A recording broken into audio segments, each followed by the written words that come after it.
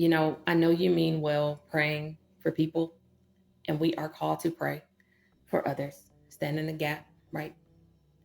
And when God specifically gives you a warning and tells you not to pray for someone, you have to obey God. And there was one particular person that I really loved and cared for, and I just wanted to see them succeed in life. I did not want this person to keep battling the demons I knew they were battling. And I remember just letting them know Jesus can set you free. Jesus can set you free. And I remember them telling me, it's a choice. It's a choice. Because there was a particular spirit that was on them that they were really wrestling with. And this spirit, God hadn't allowed that spirit to fully overtake them. But God allowed me to see the spirit on this person. And I was basically letting them know Jesus can set you free. You don't have to wrestle with that. And I told them what it was. And I'm not going to say exactly what it was because I don't know if they'll ever run across this video.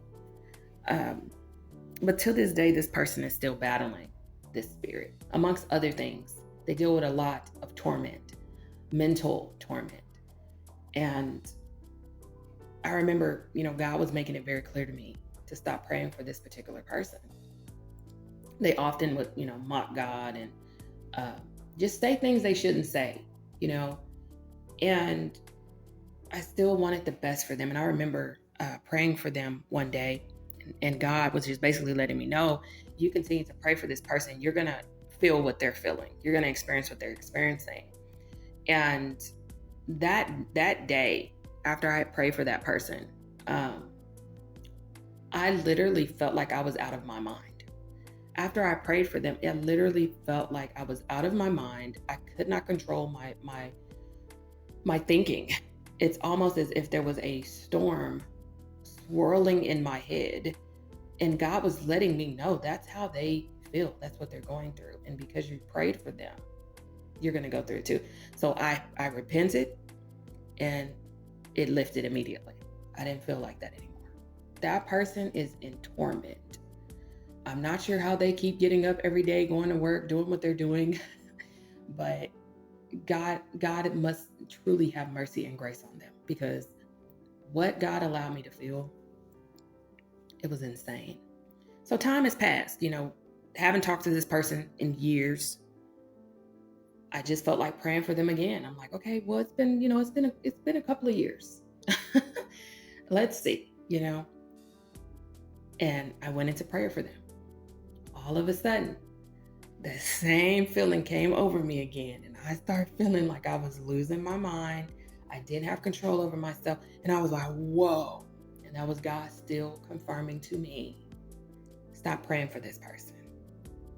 So I believe this person now is just under judgment, or God has given them over to their lust, the flesh, and their reprobate.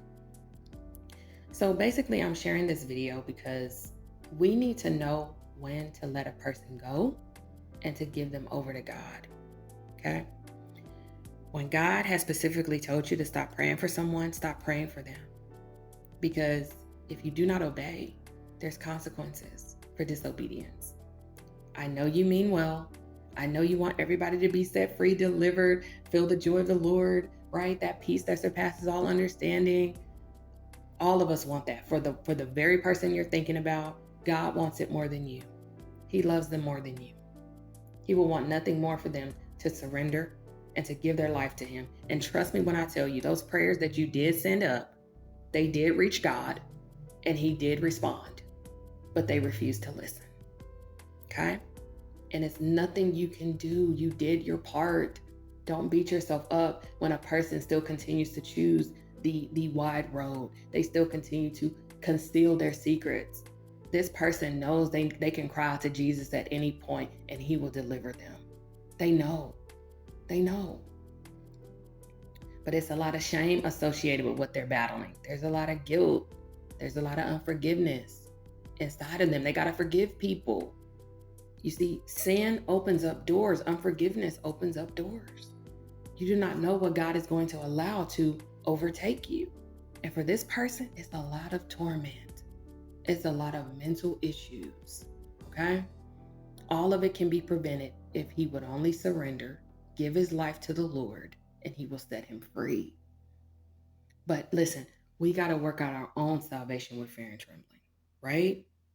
We got to make sure we're living righteous, holy, and pure. Okay?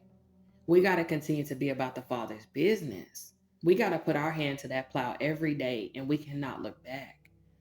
So if God has removed you from a place, he's told you to let people go.